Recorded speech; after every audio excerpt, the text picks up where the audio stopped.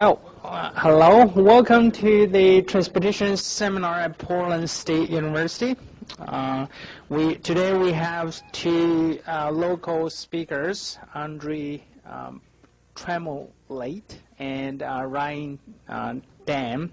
They're both here at Portland State University. Andree is a research associate and adjunct assistant professor at Portland State University.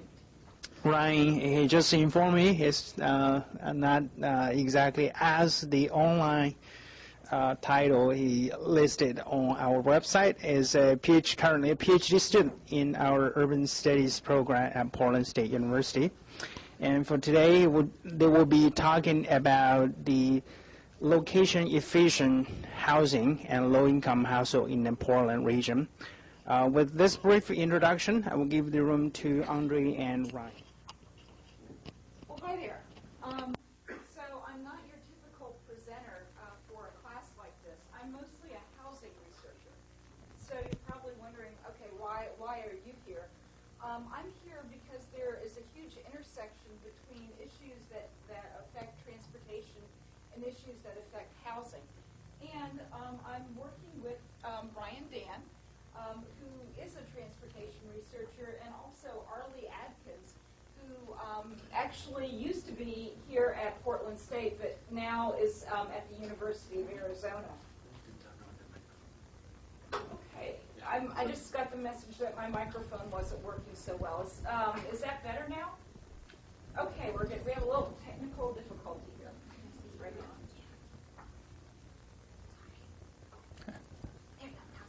Okay. Just briefly what I said, because it might not have been picked up before, I'm primarily a housing researcher. I'm working with two people who are transportation researchers on this project, Ryan Dann, and who is here with us today, and Arlie Adkins, who's at the University of Arizona. So as this suggests, this study deals with a specific population, a particular group of households, low-income households, those who have housing vouchers, and it also deals with a particular metropolitan setting, which is the Portland, Oregon region. This is important because Portland's one of the few places, or one of the places, I should say, in the country where location-efficient housing is in demand. People want to live in the city. And kind of a spoiler alert, the title tells you what our main conclusion is that low-income people with housing vouchers, are being pushed out of the center city and into more suburban areas, which actually are a little bit less location efficient. But I get ahead of myself, and let's go ahead and start with some definitions. So many of you probably already know what location efficiency is. It deals with compact, connected communities, places where in a short distance, often there are many different places you want to access, and there are often a variety of transportation modes. In this graph provided by the Federal Highway Administration, it simply shows that if you live in a location-efficient place, you're likely to spend less of your money on transportation costs as opposed to the auto-dependent suburbs where you're likely to spend more of your money on transportation costs. And transportation costs is shown in red on these graphs. Another important concept that you may be a little bit less familiar with is the idea of location affordability. And that has to do with the combined cost of place. It's your housing costs plus your transportation costs. And because when you choose a place to live, you're not just choosing how much you're paying for rent or mortgage or whatever. You're also choosing a lot of things in terms of transportation, the modes that are available to you, how far you're going to commute to frequent destinations, and things like that. So who needs location-efficient housing? Well, everyone does, but it's particularly important for low-income people, and this graph illustrates why. For low-income low-income people, the lowest quartile, they spend, lowest income quartile, they spend nearly 30% of their income on transportation costs, which is about twice those in the fourth quintile. And Donald Trump and people like that spend even less, as this is shown there.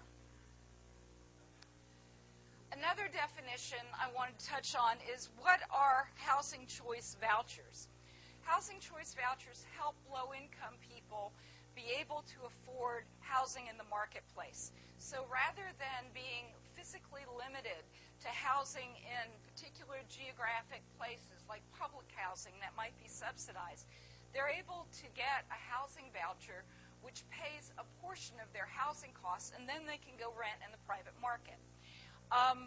So it's the largest housing subsidy program for low-income Americans. Even despite that fact, and despite the fact that there are about 15,000 vouchers in the metro area in 2012, there are easily 4 times that many people who would qualify for vouchers but aren't able to get it. As a matter of fact, they closed the waiting list. I mean, you can't even get on a waiting list for housing vouchers in the region because there's such an incredible demand for it. So one of the things that is important about the idea of housing choice vouchers is the notion of choice. I mentioned this once before. It gives people the option, in theory, to choose where they might live, what kind of neighborhood. But in actuality, and there's a huge housing literature on this, people find that their housing choices are quite constrained because of cost, because of all kinds of reasons, and because they're competing with other renters for available apartments. In particular, in a housing market like we have right now, where housing costs are through the roof and have really been rising quite frequently, they often find themselves priced out of a lot of housing options. So their choice is kind of an interesting word. So today's presentation is really in 2 parts, and I'm doing the first part, and Ryan's going to do the second part. The first part is actually the project that we were initially intending to do. The 4 housing authorities in the Portland region put out a request for proposals for a particular project. We responded and got it, and were able to proceed with that work. In the course of doing that work, we ended up having the opportunity to look at a unique and very special data set that allowed us to then go on and do some additional research. And so the first 3 things on there pertain to the main project, and then we're going to be talking about the regional access to location-efficient housing by housing choice voucher participants, which Ryan is going to present, and then we're going to conclude with some final remarks. So this first project had to do with the 4 housing authorities said, you know, we get how important transportation is and what a big part of people's budget it is to the people who have housing vouchers. What we really want is we want someone to come in and put together a toolkit that will help people when they go through a housing search with a housing voucher to consider transportation costs and options when they make that move. And then we also wanted to evaluate the efficacy of that particular toolkit. And so, again, this is what the project overview is about, is to help households with housing vouchers contain or reduce their transportation costs by accessing location-efficient housing when they move. And the 2 pieces of the work involve the development of the toolkit and then the evaluation.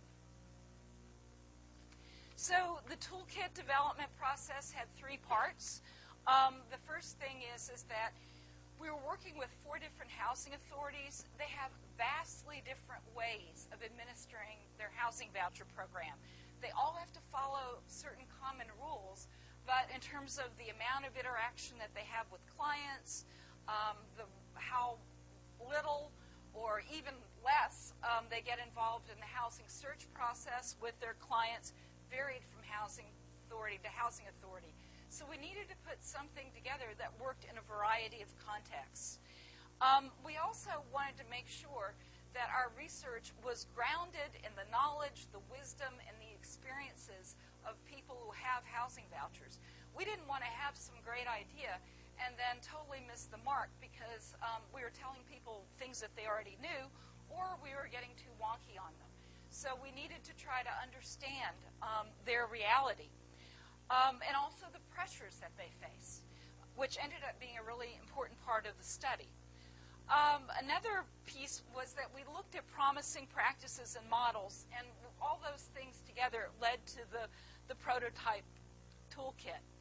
So the thing I wanted to expand on a little bit is what we learned from those focus groups. We did 6 focus groups with 4 housing authorities, and there were about 17 individuals who were involved with it. And we had 2 primary questions, as well as just generally learning about their experiences that we wanted to have answered. We wanted to know, how does housing location even figure into how you make your housing choices?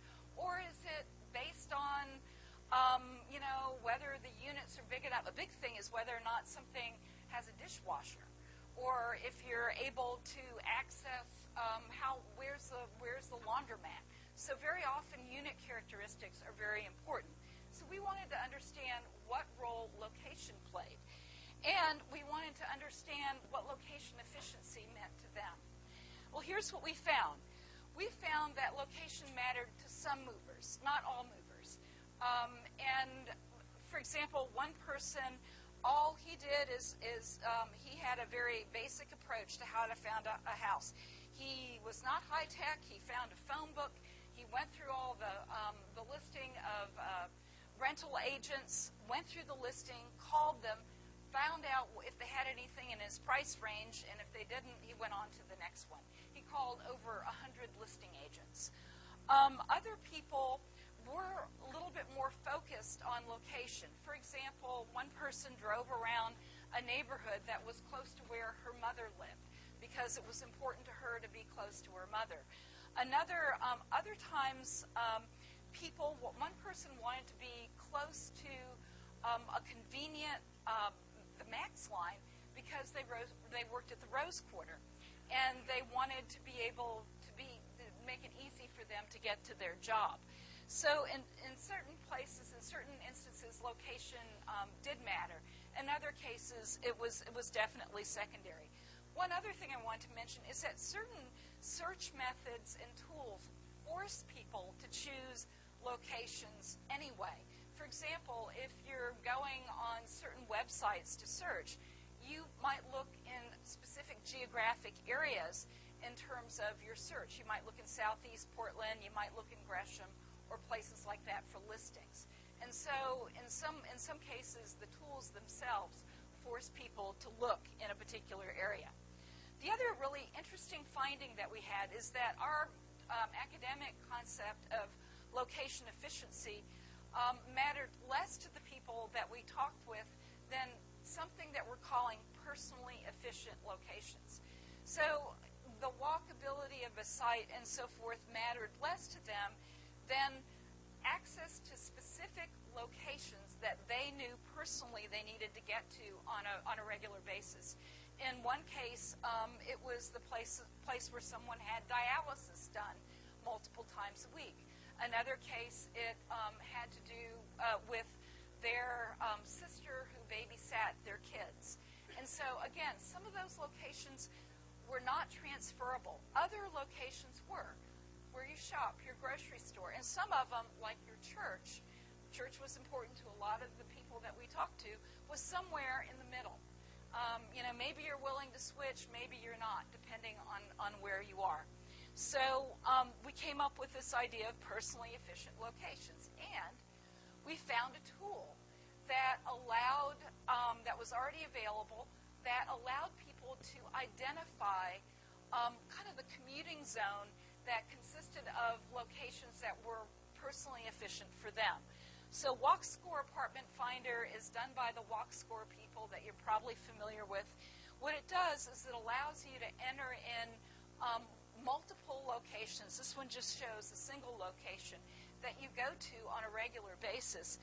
And it allows you to say, well, I want to be a 20-minute walk from there, or I want to be a half-hour transit ride from there, or a bike ride, or whatever.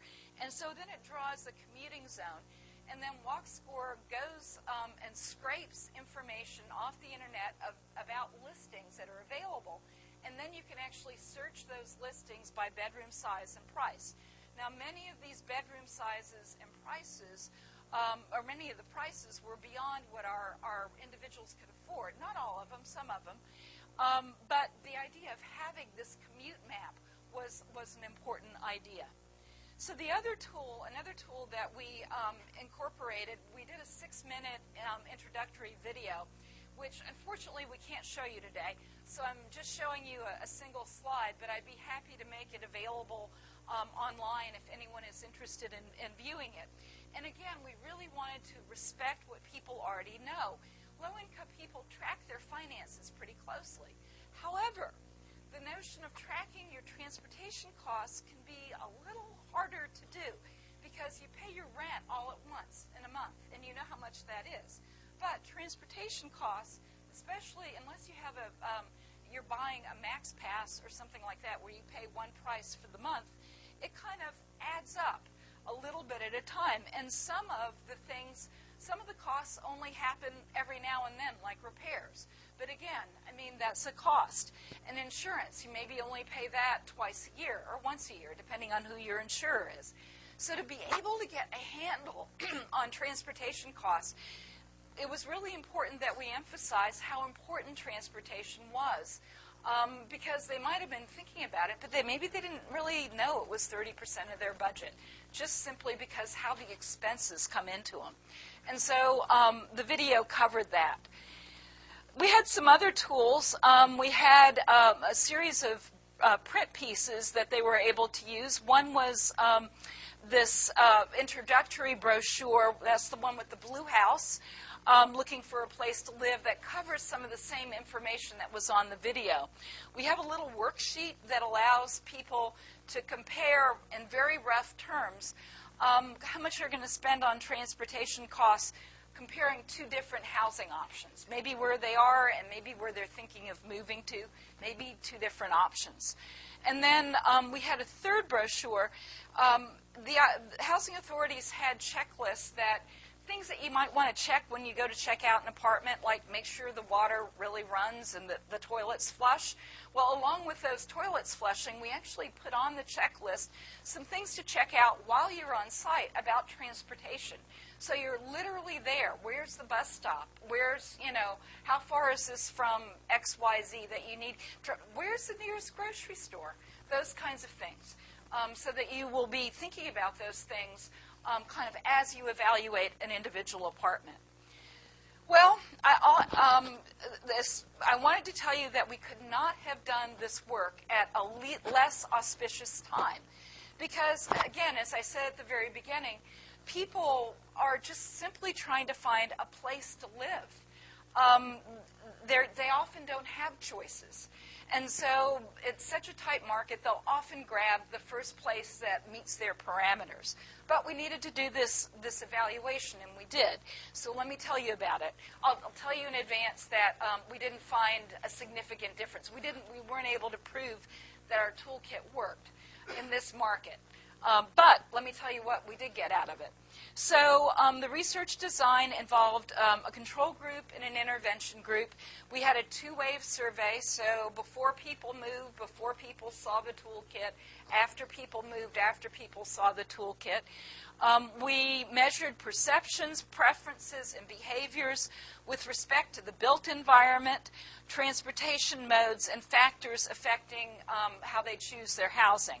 We were able to collect 25 paired surveys, and they represent all 4 housing authorities. About 40 of those paired surveys represent the control group that we did. So, as I said at the beginning, we found few significant differences between the control and the intervention group. We did this work we started it in December of 2013, and we concluded it in August of 2015. So again, I mean, that was when the housing market was starting to really heat up. When we first did this work, Vancouver Housing Authority, they had a lot of foreclosures there. People were able to use their vouchers and were able to actually rent a whole home. In some cases, they said people were able to rent homes with granite countertops. That all changed during this time period. One of the other limitations that we knew going into it, because of the work that we had done up front, is that a lot of times before people actually contact the housing authority, the official people, about their move, they sometimes have already figured out where they're moving to. So the housing authority may not be the right people to have this toolkit if people have already made the decision. And so as part of our tech transfer project, we were able to get the toolkit in the hands of people who are working with folks kind of at an earlier stage. So the conclusions that we reached is that transportation is not a top-tier concern, and for good reasons, and the toolkit might be more appropriate in other settings. That's what I have right for now. I'm going to turn it over to Ryan, who's going to talk to you about the second piece of what we're doing. Thank you, Andree. So I'm going to shift our focus to a study that we worked in parallel with the project that Andree was discussing. The results and research from this study are going to be published pretty soon in a special issue on transportation or location affordability in housing policy debate in the next couple months. So keep your eye open for that. We are very proud of that. So this was a mixed method study looking at the transportation experiences of low-income voucher holders who moved in the Portland metro region. And we worked on this with Arlie Adkins, who is now at University of Arizona. So Andree did talk about a lot of the qualitative aspects of this project. So I'm going to be mostly discussing the quantitative research and analysis that came from this project. So the main project revolved around these two larger study questions of what are the transportation experiences of low-income voucher holders who moved in the Portland region, and then what are their experiences for Portland households compared to the suburban households. And then once again, how are these experiences of movers compared to those who stayed in place during the same time period.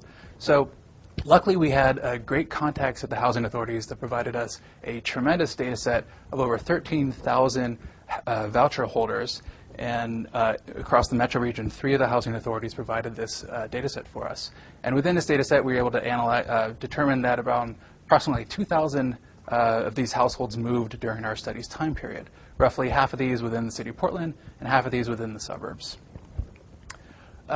So looking at the things that we analyzed, the variables were to get at the transportation experiences, we looked at location affordability and location efficiency, as well as walk score. Location affordability, Andree touched upon that already. It came from the Location Affordability Index, which was an index that was developed and put out by a partnership between HUD and Department of Transportation. It is a data set that provides modeled forecasts of the transportation costs, housing costs, for various different housing profiles of income levels. For our study, we used the profiles of very low-income individuals as well as single-parent families. And then for our location efficiency, we went to the Smart Location Database. It's a database that is put out by the EPA. This is getting more closer to the aspects of transportation accessibility, connectivity, and things that are going to be developed that the built environment are going to determine your transportation behaviors. So we're going to be looking at residential density, employment density, frequency and proximity to transit, as well as employment options. So how many jobs are available by a typical 45-minute commute by transit? So both of those data sets were at the block group level. If you are familiar with block groups, they are smaller than census tracts, and it's roughly 400 households per block group. We thought this was an appropriate unit of analysis because of the transportation experiences are probably going to be relatively similar for 700 households within a specific area. And our last data set we used was from Walk Score Index. Andree once again talked about Walk Score. But this is more of the ranking profile of walkability. So it would be walkability. You could see the walkability of a city, of a neighborhood, or in our case, we looked at the walkability of specific addresses. So walkability would be how easy is it to walk to a store, a restaurant, a park, a library, things of that sort. So our first task was to determine if our population should be separated between Portland households and suburban households, whether the built environment, as we assumed, was going to be drastically different in the city of Portland compared to the suburbs to really influence the travel behaviors and decisions of this population. And yes, we found very drastic differences between the variables that we measured, indicating to us that these are two populations that should be analyzed separately to avoid a potential urban bias that might come from aggregating these two populations together. So some visuals that I've selected of a few variables from the Smart Location Database kind of illustrate this fact that Portland has much different travel experiences, as we probably all are aware of, than suburban areas. These are some density measures showing residential employment and some transportation density measures showing that Portland is definitely a different travel experience than suburban areas. Another example is for transit, which is very relevant to our population. We can see here that distance to transit is going to be much smaller in Portland households, for Portland households, and frequency to transit is also going to be much higher for Portland households, as well as access to jobs. We see almost 3 to 4 times as many jobs accessible via transit in a 45-minute commute period. So we believe that we're on the right track here, making sure to separate these two this population into 2 households of Portland and suburbs. So our next task was to look at the experience of movers. How is moving impacting the travel decisions and behaviors and experiences of our population? So for Portland, we noticed a dramatic decline in location affordability, location accessibility, efficiency for these households, as well as walk score. Dramatic decline. So once they've moved from their pre-location to their post-location, there was a dramatic drop in every single measure that we tested. This was not the case in suburban areas. Suburban households pretty much noticed a straight maintenance of their current levels of location affordability and location efficiency, as well as walk score. Some visuals to kind of show you what's happening here. Some of these we have some residential density this is only Portland. You see a drop in residential density levels. We see shorter commute distances for pre-move versus post-move. And then we see transportation density metrics being higher in the pre-move location compared to the post-move. And then this is the walk score example, showing that in Portland, we have a drop in walk score once somebody has moved locations, while we don't see that in the suburbs. So this got us to thinking, like, what is happening? What is behind the scenes? What is causing this drop in transportation accessibility and access? So is it perhaps that these households are being priced out of their current neighborhoods? Are they living in really desirable areas of Portland and can no longer afford to live there and moving and being edged out, as our title would suggest? In order to really get at that, we'd have to look at the experience of non-movers, people who stayed in place. What are the travel experiences of those who didn't move during our time period? And so what we found out was actually that those who stayed in place had higher levels of transportation access, of higher location affordability, location efficiency, and walk score than movers at any time during the moving process. This really surprised us. The fact that movers not only started out in worse locations in terms of transportation affordability, location affordability, and location efficiency, but once they moved, it got even worse. So there's definitely something that's really going on behind why those who stay in place are noticing higher levels of these transportation metrics. So once again, these are the same charts that I showed before, but I've thrown in those who haven't moved, the ones who stayed in place. We can see that they live in areas with high residential density, lower commute distances, and higher transportation network densities. And then for walk score, we see the example of where in Portland that those who stayed in place were noticing higher walk scores, as well as in the suburban location. So this was happening whether you're in Portland or in the suburbs, of this non-mover having higher accessibility in terms of transportation than those who are moving. So our general conclusions from this was that moving tended to decrease location efficiency and location affordability for those within the city of Portland, but not necessarily in the suburbs, as well as the fact that moving may actually maintain, as we found in the suburbs, or increase automobile dependency for this population. And then in regards to those who stayed in place, we found quite large significant differences between those who stayed in place compared to those who moved. And this was region-wide, and maybe illustrating the fact that there's some protective force perhaps behind larger measures of transportation affordability and efficiency that is enabling some families to stay in place. And to talk about more of the policy implications behind this study and our other project, I'm going to throw it back to Andree. Thanks, Ryan. So it's kind of eerie almost that we're talking to you the day after the legislative session ended in Salem, and that surprisingly during this short session a number of housing bills and so forth came before the legislature, some of which made it through and were acted on, because the study actually plays into many of the things that they were considering. One of the things that in a tight real estate market, such as the one that we have in Portland currently, it's really important that you provide opportunity for residents to stay in place. People, if you are concerned about equity issues and ensuring that people who have less resources are able to access opportunity and places that have lower transportation costs. So staying in place can be really important. The second thing is that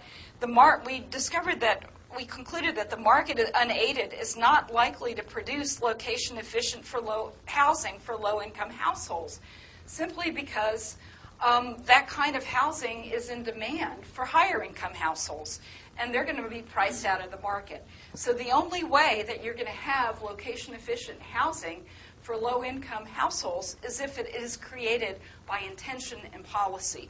So that brings up the last point, which is the importance of what we call in the housing world supply-side subsidies. So subsidies that relate to creating housing in a specific place where specific units in a specific place are subsidized. That's important, as well as the notion of housing vouchers. And tools like inclusionary zoning, and again, to create housing opportunities in places that the market otherwise might not provide. So the other thing that we're happy to say that this project resulted in, it resulted in some products that we think might have a shelf life beyond just this particular research that we're talking about today. We have this toolkit, and through our tech transfer grant, we've been meeting with the partner social service agencies that work with housing authorities that have more time and a relationship to provide case management services, and often know what's going on in people's lives sooner than the housing authority does with respect to people's desire to move. So we're getting this toolkit in their hands. And so we're very grateful for that tech transfer grant that's allowed us to do that. The other thing is, we have this incredibly rich database of 125 surveys, and we just talked about it relative to one little narrow thing, which was whether or not the toolkit worked. But we have all kinds of information there about housing preferences, that we can correlate with things like, do you have a car or not? Because we asked that question. So there's a lot more work that we can do with that particular database that we hope to be able to do in the future. As Ryan mentioned, we have an article coming forth in a special issue of Housing Policy Debate, and we also believe that this research could be useful to advocates who are trying to advocate for ensuring that low-income households have access to location-efficient housing, as well as people of higher income. We just want to conclude by thanking our housing authority partners who were wonderful and actually conceived of this project. They more or less handed us the project, and we ran with it and kind of took it from there, as well as our funding sources. So thank you.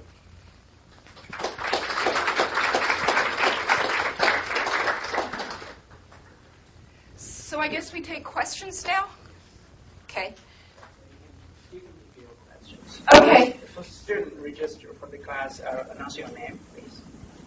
Your name, please. And then I don't know, is there a button you need to press or something? Okay, good. Good. All right, So great. I'm Curtis Fisher. I'm a master's student in urban planning. Great. So I got the message that those movers saw a decrease in locational efficiency, but I wasn't clear as to how much of that decrease was transportation related and how much was housing related. Did their rents go? I'm sort of assuming that they moved because they wanted to lower their rent. Maybe that's not an accurate assumption.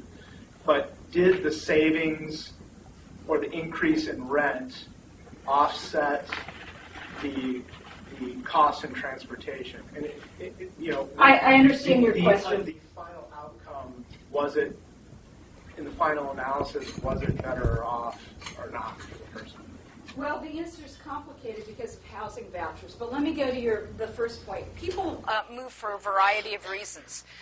Sometimes people don't get their lease renewed. They haven't done anything wrong, and so it's not their choice. They're moving. They're moving because they're forced to, because their landlord wants to do something else with the unit where they are, and the lease is up, and they said, "Bye. We're going to rent to someone else. Maybe we're going to raise the rent."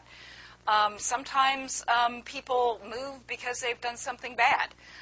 They've had people live in the unit. They haven't kept up with paying their rent on time. So people move for a variety of reasons. The other thing is that housing vouchers are interesting in that typically people pay 30 to 40% of their income for housing costs. So moving, you can to some degree move to lower your housing costs, but it doesn't change it a lot because of the voucher effect. Some people were able to move because of some peculiarities about how Portland has its program, and actually because they're a special type of housing authority and given special latitude by the U.S. Department of Housing and Urban Development, they actually allow people to spend as much as 70% of their income on housing costs. So some of the people said, okay, I'm spending 68% of my income on housing costs. This is nuts. I can't put food on the table, so forth and so on. So some people did move to lower their housing costs, and maybe they're paying 30 to 40% after they moved. We weren't able, from the data set that we have, to answer your question, but I didn't want to just give you an easy answer. I had to give you a long answer because you're a MERP and you deserve a long answer. Okay, other questions? Yes, please. Justin Griffith, Civil Engineering. So you specifically talked about the housing vouchers. I'm just wondering if there's any sort of, if this kind of analysis would be useful at all, looking at low-income housing. So that's kind of the other alternative, I gather. Or if it's because of the way low-income housing works, if you wouldn't be able to compare, movers versus non-movers, or if that situation doesn't even exist. I don't know if you can comment on that. Well, so interestingly, Arlie Adkins did a parallel study looking at where are a particular flavor of subsidized housing, those subsidized by low-income housing tax credits, and are those developments in location-efficient places. And actually, he looked nationally at that question, and he found that Oregon was better than most places. So the quick answer is that someone else is looking at that question, and it's really less of a mover question than where is the housing located type of question. I'm not sure how you would bring movers in, because if people move out of a place like that, they could go to any number of different places. I mean, they could go on the market or whatever. And it's also kind of hard to track. We had a population that were getting a resource, and so we had someone who had some administrative records about what was going on in people's lives that they were willing to share on a confidential basis. Yes. Okay, good. All right, another question here. Yeah, my name is Tom Martin, undergrad community development program, and it's a question actually for you, Ryan. So you mentioned that they built transit. it seems like transit was built around transit facilities and pedestrian facilities were built around these dense areas. And that increased the walk score, and then further density into like the urban core. Were you able to see if it was a study for? I'm trying to work this out. Were you? I don't know what I'm trying to say here. I think it's more of a comment, right? It seems like capacity was built to serve density instead of so building it will come, but it was already there to begin with. Can you speak about that a little bit? Here. Yeah, I think it's the general agreement that all these factors are rather correlated with each other. Whether one predicted it or another, it's hard to say. But whether you're going to find large areas of density around large areas of transit, and so I wouldn't. That's why we found it so important to separate the Portland households from suburban households, so we could just look at kind of one geographic area and say what's happening in this one geographic area, where you're going to assume that hopefully the built environment doesn't change too dramatically within the city of Portland, which I mean it does, but within our context, keeping that geographic boundary around the city of Portland, we're going to hope that there isn't too much of a difference in the way the households are utilizing transit or utilizing their built environment differs too dramatically. So it's a hard thing to control for, the built environment, in terms of any aspect of transportation. Definitely tried to do the best we could. But, yeah, that's a question. Any other questions? Yes, please. I'm curious of how much do the housing vouchers really help assist people that are low income in the sort of moving process? Because I feel like there's a substantial number of people that are low income that want to move but lack the sort of capital to be able to pay for first or last rent or be able to make that. Housing vouchers doesn't help. They don't help with moving costs at all. Some people are served by social service agencies where people are able to access resources that help pay. And that's one of the things that we heard quite a bit about when we did our focus groups, was just how expensive moving was and how little help most people found. People who had VASH vouchers, which are veterans vouchers, were able to access some resources. Other people were served by community action agencies and were able to access resources. But the housing authorities themselves don't have the resources to make that happen. And, I mean, the reason is that they don't get that money from the federal government. It's not that they don't know that it's needed. It's just simply they don't have that. They don't get that resource to be able then to spend. That's a good question, though, and it is a huge barrier for people. The other thing that housing authorities aren't able to do is they aren't able to help people do much in terms of the search process. So people, they mostly give people lists and information and say that you're on your own. And it can be quite challenging, especially if someone has mobility impairments or other things or is working multiple jobs. To be able to do the work that's associated with moving. So it is extremely challenging for low-income people to move. Ryan, do you have anything to add? We covered it. Okay. We had a question right behind you. Mary Weiser, Civil Engineering. I just had a question about basically the density of the questions that you had on the survey regarding, like, did you ask whether they were employed or unemployed? Did you ask whether they were disabled or not, and, like, how were they able to, you know, if they were mobile at all, and whether, and so that you could connect that essentially with their need? Yes, we did. We asked questions. Let me just reach over here and get a copy of our actual survey. We did ask questions specifically about mobility impairments, about whether or not people felt that they could ride a bicycle comfortably, about walking comfortably. We asked about, what was, you had a different category of questions too. I can't remember if we asked. Yes. We asked about employment. We asked whether or not people had a vehicle or access to a vehicle. We asked, we asked about family composition because it was important to know whether or not they had kids. We asked if they were working full-time, part-time, or not. We asked about household income. So we asked a number of different questions that helped us learn a little bit about the household. And that's the fun analysis that we weren't able to do for today's presentation, but I hope to be able to do going forward, is look at some of those variables and how that affects people's preferences and so forth. Good question. Other questions?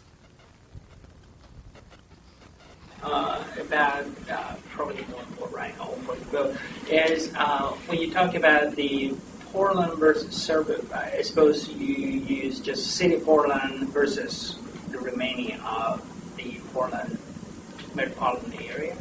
That's right. So it was households within that were served by the jurisdictions, the housing authorities. So for Home Forward, since their jurisdiction is Multnomah County, we separated that into the homes, the post address location.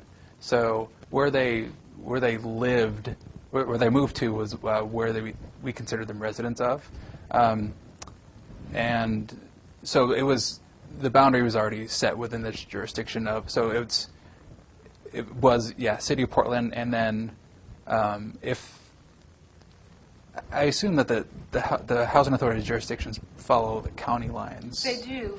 And one of the things that Ryan was able to do is we excluded people who moved a very short distance because they could have been going from one unit in a complex to another. So we took them out. And then the other thing is that there were not that many people who moved from county to county. So we eliminated those that ported, is the word, took about housing voucher from one place to the next. Mm-hmm. But our designation of what was in the city of Portland, we worked with the city boundaries as being the boundary, the delineation for that. You know, we could have made it I-84, that would have been ideal, but then it started to get a little bit more complicated. Because we know that the urban form, as Ryan said, isn't the same throughout Portland.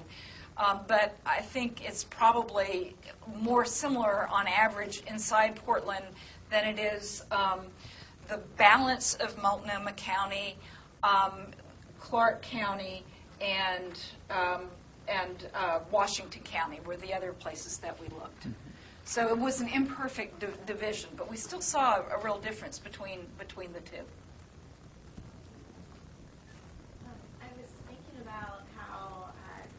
That for people finding affordable housing or where they wanted to live, it was more important to them to find spots that was personally efficient locations.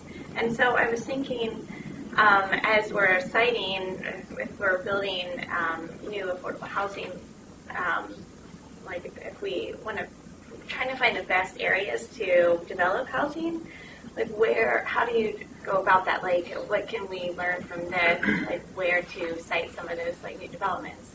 Well, I mean, kind of a general given is if you build housing near places where people have access to a variety of different transportation modes, it's more likely they're going to be able to get to those personally efficient locations than otherwise. And so locating affordable housing near transit is super important. Another thing that you might look at is, although this is sometimes changes with time, and so is a little bit more variable, looking at employers and employment. So, for example, in Washington County, a huge employment source is the agricultural industry. Is there transit out there? No. But it's really important that there be housing that is convenient for people who work in the agricultural industry, whether it be I want to say landscaping, but growing things that landscapers use, nursery industry, that's the word I'm looking for, or things like that, because that's a huge employment base. And so I think looking at key things, and then the third factor I think that's really important is looking for places where you have really good schools. Because what could be more important than looking for places where kids who are part of families that happen to have a lack of income are going to be able to access the best possible education to move on with their lives and to succeed. So those are I think, three really important things. If you're locating housing that is primarily oriented towards seniors and so forth, again, transit is really important. But another factor that is really important is looking at healthcare industries and so forth, because that ends up becoming more important, especially towards the end of life. So again, I mean, it's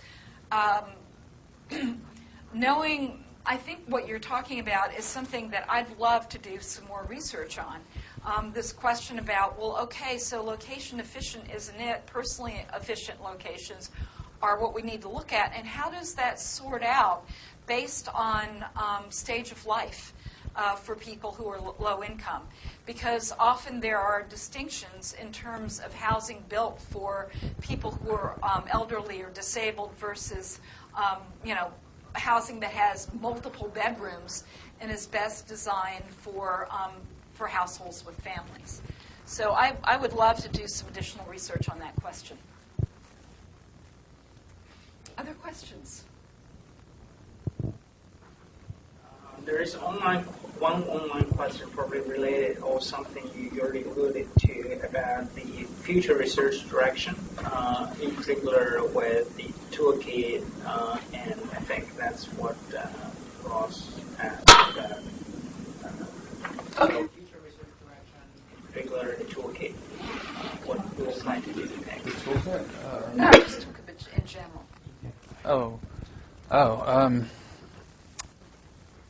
Yes. So throughout this, we have a lot of great data to go through. Whether it's looking at those little intricacies of how does our toolkit help those or influence those at different demographics, employment opportunities, people with disabilities. Those aspects are great and very interesting, and just haven't had time yet to really dig into those.